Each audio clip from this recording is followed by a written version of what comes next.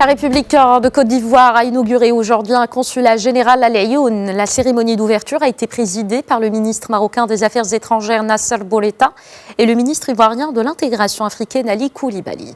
Il s'agit de la 5e représentation diplomatique inaugurée à Lyayoune, après le consulat général de l'Union des Comores, ouvert en décembre, ainsi que les consulats généraux du Gabon, de Sao Tomé et Principe, de la République centrafricaine inaugurés en janvier. Écoutons le ministre ivoirien de l'intégration africaine Ali Koulibaly.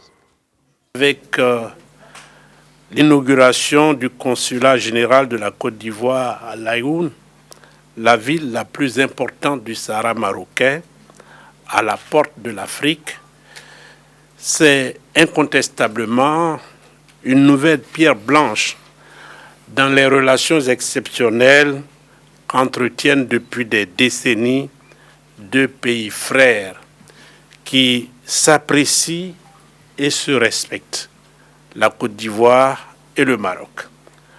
Chacune et chacun mesure la portée de ce acte qui traduit, s'il en était encore besoin, le caractère exemplaire et privilégié qui unissent nos deux nations.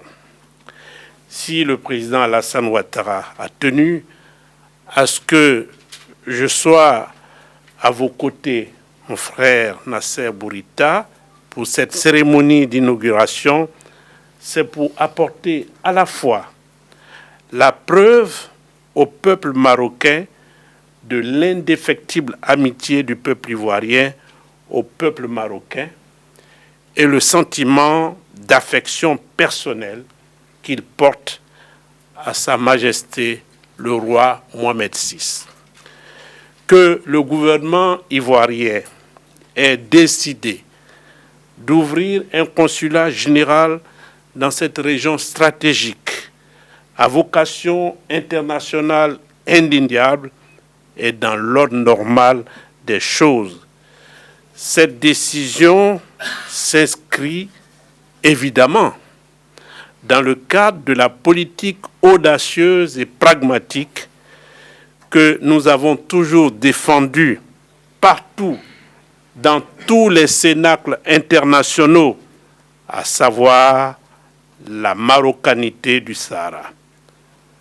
Ainsi, nous pensons aller dans le sens de l'histoire, pas ricochet. Il va sans dire que la Côte d'Ivoire soutient le plan d'autonomie proposé par le Maroc, le plan d'autonomie proposé par le Maroc, plan qu'elle trouve sérieux et crédible.